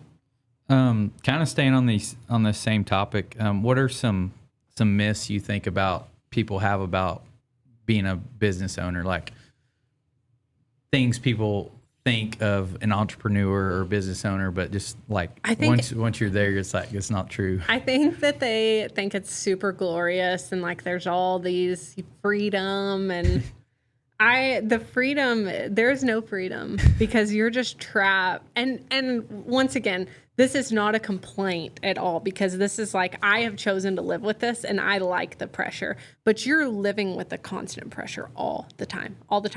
And especially the most pressure on me is that I have 100 people that rely on me to make the correct decisions to feed their families. Like, that's a lot of weight. So not only do I want to provide great service to people and yeah, that's all important, but we've got to do all that to make sure that we get the revenue we need to pay all these people that rely on me.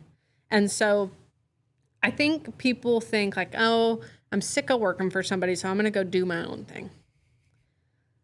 And some people are cut out for it, but a lot of people think they're going to get more freedom and they just get a shorter lifespan because they just cannot handle the stress of it. And so, that's not to talk somebody out of going to start their own business, because I think it's great if you're prepared to take that. But when you're gone on the weekends and you're like, oh, I've got all this freedom, no, because you're constantly thinking like, what's going wrong? What do I need to call and check on this? What about this? This needs to happen Monday. I wonder if they did their job that I told them to do yesterday. I mean, it's just a never-ending list of questions of things that could be going wrong at any given moment, especially when you have as many horses as we do. There's 3,000 horses between the reset farm and the ranches at all times. So it's like, what is going wrong? Not like if. Something at any point in given time is going wrong with 3,000 horses. Yeah. And so, you have to have the confidence in your team to take care of it, and they do a great job of that. But do you ever get to take a vacation? I just don't enjoy vacation. I do try to, and I have, I really, that's the other kind of myth of entrepreneurship is, I don't know if it's a myth, but it's just the part of it that I think everybody thinks they're going to get, like, oh, well, I'll be able to have more freedom, do things with my family. Like, I lost my dad this summer, and this year's the first year that I had really gotten to spend very much time with him. And that's just because my business is getting to the point where I could at least leave for the afternoon. You know, I could go for the afternoon or 2 days and go do something, and the world was not ending. When I got back, I could handle it. And I, you know, really got to go, and I didn't get to spend a lot of time with him, but like we went on a snowboarding trip for 2 days. I was like, y'all got me for 2 nights. I can only leave for 2 nights. So that's what you got. And you know, I wish I would have gone for a week. Like, I wish I could have just punched my deal and said, I'm taking my vacation and I'll see y'all in a week. And that's not how it works.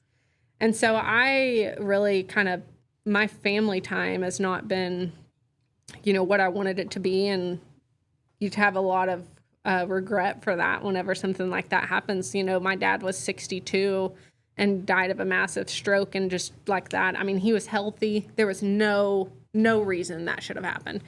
And so, you know, that's where you step back and you're looking, you're like, man, is all this worth it? You know, I've missed out on so much time with him, and he was super proud of what I did. But I think it is just, we all glorify it, and it's just a decision you have to make. Would I go back and do it differently? Probably not. He knew that I love this. You know, he was proud of my passion for it and all of that. But you have to be ready to make those kind of decisions. And that is a decision that you've got to live with after you've made it, because you're going to reduce your time with your family and friends and people that are close to you. You're going to sacrifice that for this if you want to be really successful in a business. Yeah.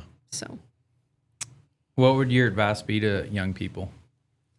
Man, I would just say, if I was going to give a blanket amount of advice, would be find something you're passionate and get after it. Like, the world is so wide open right now. That's what I tell them all the time when they come. I'm like, you guys that want to get in this horse business, it's wide open for the taking. Like, there's nobody else younger than me coming up that wants it, that's like digging their heels in, like, I want it. There's nobody. And so, you know, I just think there's so much opportunity, and I hope these people will grab a hold and go do it. And maybe you don't have to do it like me, but I think it's the best way to do it. Just jump in with 2 feet and just roll with it. You've got to jump in with 2 feet, because you can go to school for 7 years for horses and get a master's degree in equine, whatever, studies and da-da-da-da. And I can just tell you, in this horse business, it doesn't matter.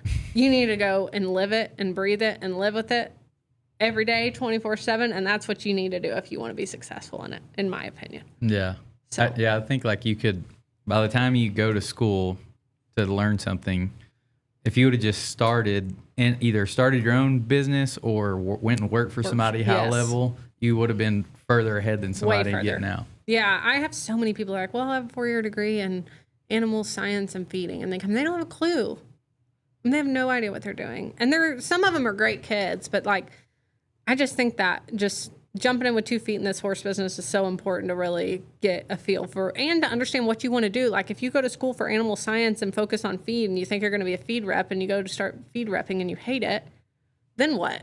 You know, you've gone to school for 4 years to go be a loper, which is fine. There's nothing wrong with that, but you got a lot of debt to fulfill as a loper. And so, as somebody who walked out of high school and said, I'm going to college year 1, I wish I would have taken a year or two to figure out what I wanted to do before I just went and sunk $50,000 into going to college and getting into debt. You know, some people are 18 and know exactly what they want to do, and that's great. But I didn't really. And so I think I could have made a lot more use of my time if I would have gone and figured out what I really wanted to do before I just jumped into school. And you said, I think on Converse Cowboy, that you even had to pay the contract back for the nursing job? Yeah, so I did. I had to pay the contract back, and it was kind of a whole ordeal, but it just was like, I'm done. And that is one thing, whether it's that, a job, a person, whoever it is. Like, when I'm done, I'm like, I'm done. And when I walked out of that hospital that day, I was like, I don't care what it cost me. I don't care if it cost me $100,000 to pay that contract back. I am done. I sent him my 2 weeks notice, and I said, I appreciate everything y'all done. This is my 2 weeks. Tell me what I need to pay you guys. I don't even remember how much it was now. I'm done. Like, and that was it. And I was like, money well spent. Money well spent. I mean, it just was. And so, but I've always kind of been that way. And I think it's something that makes me good at what I do, and is just making a decision and being hard-headed enough to go with it. You know? What's one trait or skill that you would tell somebody to work on to find success? Accounting. I like tell everybody, I'm like, whatever art classes you're taking or golf or whatever you're fulfilling to get your college degree, if you're going to take the time to go to school, you need to take every accounting class and finance class that they will offer you without having to get an accounting degree if that's not what you're wanting to do, because you have no idea how much that will change your life. Like just being able to speak the language, understand finance, understand accounting. If I could go do it all again, and like I said, I don't regret any way it's gone, but if I could go do it all again, there's no question what I would do. I would go get my undergrad degree in accounting, and I would go to law school. And I probably wouldn't be a practicing lawyer, but it would give me the exact foundation I need to do what I'm doing right now. And so, you know, if somebody's like, I want to go to school, either I have scholarships, my parents are going to pay for it, or that's what I want to do. That's exactly what I would do. Whether you want to be a business owner or not, I think that is an amazing foundation. And I would give anything to have had that foundation in what I'm doing right now. So, but I would just tell anybody that, you know, I can say the cliche things like you need to work hard and you need to find something you love and go get an accounting degree. Because if you understand money, you can rule the world. Yeah. If you understand how money works, how to make it work for you, how to deploy capital, how to go to the bank and work off of their money and figure out how much margins you need to make money off of their money, you have just accelerated your path tenfold. So that's what I tell everybody. I'm like, go take finance classes. Whatever they'll let you get in college, take them. Do it. It will be life-changing. Like, I think it's the best thing you could ever do. So, you know, understanding your taxes, and I mean, it's just a world that I have had to have a crash course in for, especially very heavily, the last 2 to 3 years. And I've learned so much, but I would have been where I'm at right now in half the time. No questions. And it's that's another thing, like a skill that people don't realize, like the power that they have, is because I do credit card processing is kind of my main income source, and I deal with a lot of ag businesses, and same with business owners on here, and me myself. Like, no cowboy ag person, guy in general that I know, you know, likes sitting down, looking at books, you know, doing your taxes, doing the bookkeeping, the financial statements, all that stuff. Nobody likes doing that. So they usually turn that over to a woman usually that does it. And I'm like, dang, if these women just knew, or guy, whoever it's going to be, it's like, if they just knew the power, they could do it. You could have 10 clients and charge them $10,000 a month or something, you know, because nobody wants to do that. Nobody wants to do it. I know we were talking about that with Caleb, one of our partners, the other day. He's partners with us on Woody and Kilo, and his daughter is an accountant. And I'm like, that she could just do books for all the horse trainers and have a business forever, because they're terrible at them, you know, and I was too. And so it's such an important language to learn. I mean, I just wish that, you know, these ag schools would really push that more, because I think people are just so ignorant to it. It just comes with the business that we're in. People are kind of in this, like, oh, well, if I work hard enough, I'll make enough money to live. And it's like they almost take pride in just grinding it out. Like, we just got to grind it out all the time. And it's like, no, there's an easier path. Like, it can be easier than that. Like, yes, you have to work hard, and there's a lot of grind, don't get me wrong, but like, at least make it as smooth as we can. And I think that's where Clinton woke me up whenever he was just like, are you looking at your books? I'm like, I mean, they're getting done, like, but no, I don't look at them. I don't have a clue. Like, I've in my head know, like, oh, that sale, I made, you know, this much on that sale and but no. And he's like, it's not like an optional thing. Like, you have to do it. You have to learn the language. And so it wasn't that he specifically was like, well, let me teach you. Just him helping me understand how important that was is what drove me to start taking the initiative to understand it. And it's completely changed my business the last couple of years to just make data-driven decisions. Like, and they're still not as data-driven as I want them to be, but we're getting better all the time of just why, you know, what are we doing and why are we doing this? Why is our revenue up and down in these places? Why are our expenses up and down in these places? You know, it's just a language that you have to learn. And that's almost, you know, we're talking about, like, a lot of people don't, if you bring an outside consultant, they don't understand the horse business. But that's also where it can come in handy, because they don't have the emotional, you know, part of it. They're just like, these numbers don't make sense. You shouldn't be doing this thing and that thing. It's just like, cut this out. Why are you doing that? And why are you doing that? Yeah. I think when you bring somebody that's not in the ag business to look at this, they're like, you guys, like, why would you even think that makes any sense? You know? And it's like, well, that's just how everybody's always done it. Well, that's not how we should keep doing it. We should stop that, you know? So I think that those people provide an extremely good perspective. And we have consulted with some people that are outside of the business. And I think it's been the crash course of getting them to understand it has been hard, but then they've given some insights that have changed us and how we operate. And I mean, we're kind of wrapping up, but I want you to kind of tell us a story about Would He Be Tough and like what was behind that and like what y'all have done, because y'all gave so much money and like. Willow Creek Cattle Company develops and breeds hundreds of heifers a year for their customers. They can buy, develop, and AI heifers to the bull of your choice. They're located in Northeast Kansas in the heart of the Flint Hills. So they can also start and grow your grass cattle.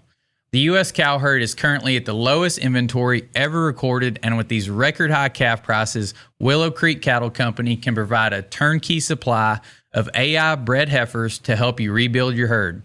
Give them a call for all your backgrounding and heifer development needs, 620-344-2795. Ty and I knew Woody was coming for sale, and we've always been big fans of Woody Be Tough. Obviously, I had ties to him. He was at Crumpler's when I was there, and I rode lots of his colts, and just, you know, kind of personal ties to the Crumpler family and the respect that I had for them. And then Ty just has always loved them because they were big, pretty good horses, and they were so good at everything. They excelled in all the different disciplines. And so as Solo was developing, we're like, we need that horse. Like, we need to have him. So we start thinking and kind of gathering up, you know, starting to try to gather the cash up. Like, okay, we've got to push the cash back and start preparing. You know, I think they announced it that summer before the sale. It was June, July, August. And so we sold some mares and just kind of tried to prepare and gather up as much cash as we could so we could buy them. And then stinking Zach 34 wins the Snapple Bet Futurity. And I'm like, he might be more expensive than we originally thought. And then they had a really good showing at the cutting that year. And they were just like all of a sudden winning everywhere. And I'm like, well, this is going to be more expensive than we thought. So we go and look at him, and we get the semen reports, and we do all that. And we know there's quite a bit of risk, but there's quite a bit of frozen semen. And so, by golly, we're buying him. Like, we're up there, and we're like, we're going to buy him. Well, maybe the day before, Caleb Turlip calls Ty, and I guess he'd heard that we were going to buy him or planned to buy him. And he's like, I don't know exactly what the conversation was, but it was basically like, either y'all are going to buy him with me or I'm going to buy him. Like, I just want you to know there's not like an option where only you buy him. Basically, like, I'm buying this horse. So you guys either partner with me or I will be the owner tomorrow. And so Ty calls me, and I'm like, I don't want to partner. Like, I don't want somebody telling me what to do. I have a plan for how I want to market him. Like, they're going to be on our rear ends all the time. And then what if he doesn't breed any mares? I mean, we don't know. He hasn't really been breeding that many mares because they hadn't promoted him at all the last couple years. Mm-hmm. But we felt like he could, you know, remarketed, rebranded, all of that. And so I was like, no, I don't want to be partners. And he was like, well, you don't have a choice. So that's what we're doing. So Caleb shows up, and we all play nice, and we buy the horse with Caleb. And I don't know what we thought he was going to bring. We thought he would bring less than $1 million. We didn't think he would get to $1 million, but Ty was just like, we got to have him. Like, I just think he'll work. And Ty and I always are kind of like gut feelings. Like, he's just like, I just got a gut feeling about this horse. Like, we just got to have him. And that's a term we don't use loosely. Like, sometimes we outvote each other where I'm just like, I just have a gut feeling about it. Like, we got to buy the stud. That's how it was with Kilo when we bought him. And Ty was like, well, he's 4. And I was like, we got to buy him. I'm telling you, we need to have this horse. And he was like, all right, go pay the man and get him, you know? And it was the same way with Woody. I was kind of like, ugh. But for that much money, we bought him. And everybody thought we were absolutely insane. They were like, why would you give that much money? I mean, it's like the social media people are in a frenzy. Like, they're so dumb, or the cartel's funding it, or they're money laundering, or whatever they've come up with that day on social media. But most people just thought we were complete idiots for buying a 20-year-old stud for $1 million, $2 or $3 or whatever it cost. And so anyways, we go through the process. I mean, he books like that. Like, he breeds 150 mares, fresh semen, probably another 100 with frozen semen year 1. Next year, same thing. Great year.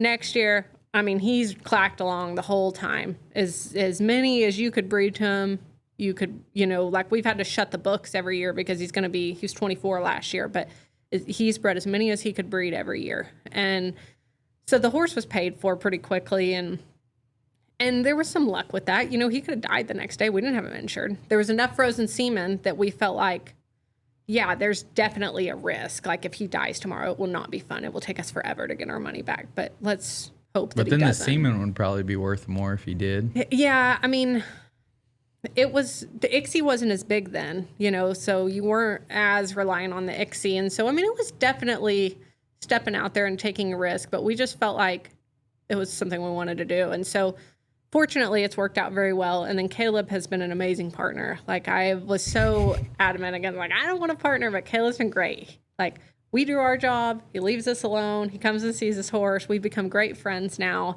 We've done lots of other business with him. He's been a great partner. In fact, he owns part of Kilo. And so, everybody thought we were nuts, but we just knew we had to have him. He fit into our brand really well. And fortunately, we had a little bit of luck on him staying healthy, and hopefully we will for a long time. He's, like I said, he's going to be 25 this year, and he does not look 25 when he walks out of the stall. He is like, demands the room. Like, this is my stallion barn. Y'all put the air conditioning in it for me. I know, which we did. We air conditioned that barn for Woody because we felt like it would just make him that much more comfortable for that much longer.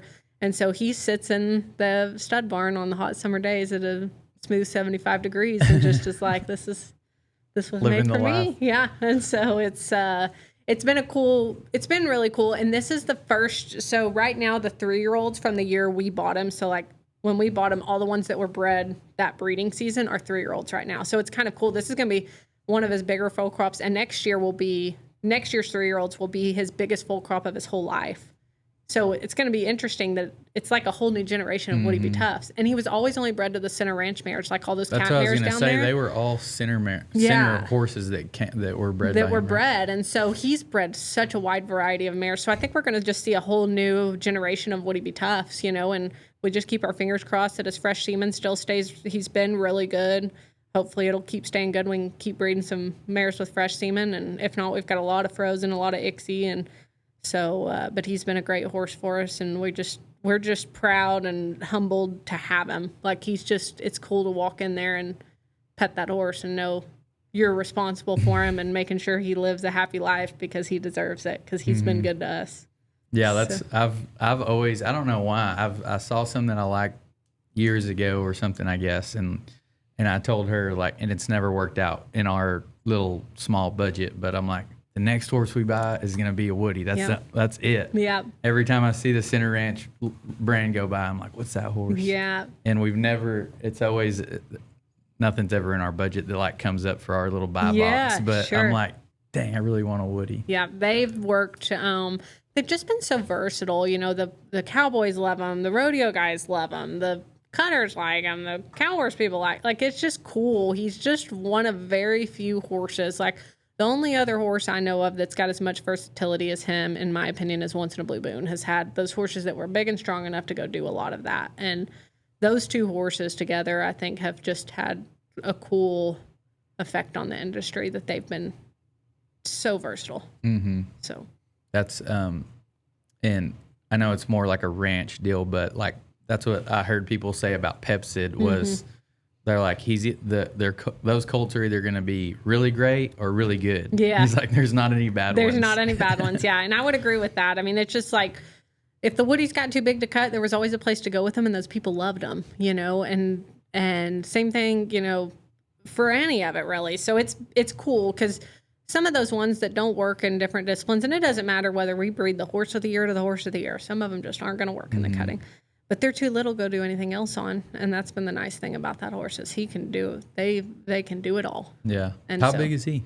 He's 15 hands, and he kind of outproduces himself in size. He's 25 now, so he looks good, but he's not as big and strong as he was when we bought him when he was 20. As far as structure, and we keep him a little bit lighter on purpose, but it's that horse he throws a lot of structure in bone and foot, and that's really, I think, where people like to breed to him and why he stayed so busy the last 5 years is because he does throw something that it's really hard to get in a lot of today's really prominent bloodlines. So not only is he an outcross, you're also going to add some size to those smaller mares. And I think that's important to people right now, is to kind of size those things back up. Mm-hmm.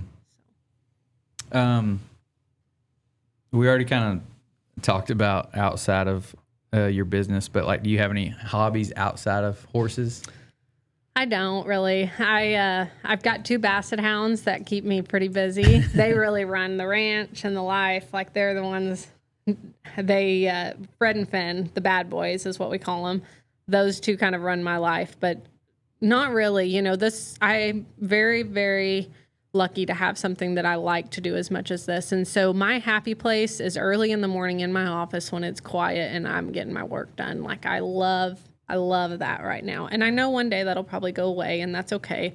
But this stage of my life, that's really what I like to do. And so I don't go show or anything like that, but I do enjoy getting to go watch our horses show. I would say, if anything, that's what I really like. Like, getting to watch Kenny show our stud, that LBR Hingham this year, has been so much fun to have a horse that's won at that level in the cutting. And then obviously Miles and Trevor showing the studs the last couple years has been a blast. We've got a young metallic rebel stud, a 3-year-old coming up that's going to go with Joseph Harrison, because the rope horse studs are done after this year. And so we've got Miles and Trevor have a 3-year-old, and then Joseph has a 3-year-old that we own parts of both of those. And so we're excited to kind of get those. But I enjoy that. Yeah. That's fun to watch those horses.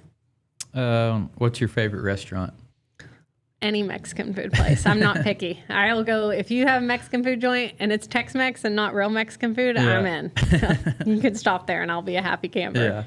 Yeah. That's about how we are. Yeah. Any Mexican food place on the side of the road, you got me, and I'll be just happy as can be. Mm-hmm. How can people keep up with Solo, get a hold of you if they wanted to, anything like that? So we're all over all the social medias, TikTok, Instagram. We've got a website that explains pretty in-depth everything that we do and all the different services that we offer, from anywhere from mare management to breeding mares, buying embryos, our sale, our online sale, the excavation and dirt work, recip mare leases, all of that. And the stallions that we stand. And then a lot of people have been coming to meet us, which has been awesome, with the new stallion station there in place at the ranch that got finished in January. We've had a lot of visitors come and look through the studs and see the place, and we love that. And so, I would encourage anybody that's in the Gainesville area. We're just 10 minutes or so off I-35. It's a great place to stop in and come and see the ranch, and we have a lot of visitors that come in and see us. So, cool. What if there's some high achievers listening that want to come work for you? Better do that. What we were talking about earlier, where you just keep sending those emails. Persistent. I get emails every day about, I want to come work with you guys. And I try to always respond to them. Hey, if you want to send me your resume, I'll look at it, but it's just, there's so many people that want to come, and it's just, the persistence, like Hayden calling me over and over and being like, this is really what I want. Like, he was like, no was not an answer he was taking on the phone last night. And it made a big impression on me, because we just don't have very many youth now that are like that. He was just like, no, this is what I want. Like, I will do anything to do it. And so I would prefer that they didn't call me and be like, this is what I want. I'm not hanging up the phone until you say yes. But they send me some emails and tell me what they can be good at. What are you going to do here that's going to benefit me too? Because we're going to benefit you. You're going to learn a lot. It'd be a great spot. Now tell me what you can do here to benefit me, and let's see if this is something that both of us can benefit from. Mm-hmm. Then come on. But I have some people that are just like, well, I just want to come shadow you for the next week. I'm like, no, we can't. No, we're not shadowing for a week, So I want to help the younger crowd, but sometimes I'm like, you guys got to want to help yourselves too, So you got to provide value somehow. Yeah, and it's not hard to do. Like, if your answer to that is, I don't know how to do anything, but I'll work. Like, you just tell me what I'm doing and I'll get to work. Okay, like, I can deal with that. That's a fair enough answer. It's like, I don't know anything, but I promise I will come and get to work. So we're not expecting them to be fully trained and ready to go and run the ranch, but they've got to have that try and persistence. Yeah, I've even heard stories of people being like, I'll come work for free, and then like at the end of the week you can decide fire me or hire me on or whatever. Yeah. And I think whenever people, that's exactly right, but I think a lot of people have a false perception of what it's like to work over at the ranch. They're like, oh, they make TikToks all day and ride cool horses, you know, and we make TikToks and ride cool horses like a very small percentage of the time that we do things. And so, you know, it's hard until they get there to understand what work it takes. And the people that it fits thrive. Like, they love their jobs. They love what they do. They're very good at it. They find what they're good at within our organization. And they are, for lack of better terms, they're just badass at what they do. And we have a lot of people like that. Like, they're just really good at what they do. The best in the world. Like, I think our guys that self-fit, our stallion manager, like, I just think those guys are the best at what they do. And so, anyways, they take a lot of pride in it, and I appreciate them, but those young kids have a lot to learn. I sound like an old grandpa. Those young kids have a lot to learn, but they do, and we're happy to teach them if they show us how bad they want it. Awesome. Well, thanks for coming on. Yeah. And y'all go check Solo out. Go check Melanie out on all the socials. Check their website out. And we'll see y'all next time.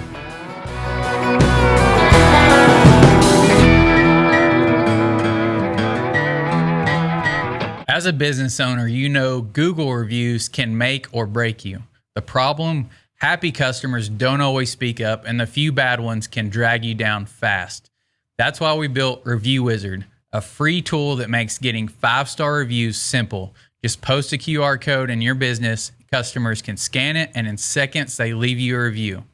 But that's just the start. Review Wizard helps you respond to customers automatically, share reviews straight to social media, and even add them to your website to build instant trust. Every new review boosts your Google SEO ranking, making it easier for new customers to find you online. And if you want to take it to the next level, our AI upgrade can filter out the bad reviews before they hit your page and engage with your customers so you don't lose them. That means more good reviews, less damage control, and stronger relationships. The best part, the base version is completely free.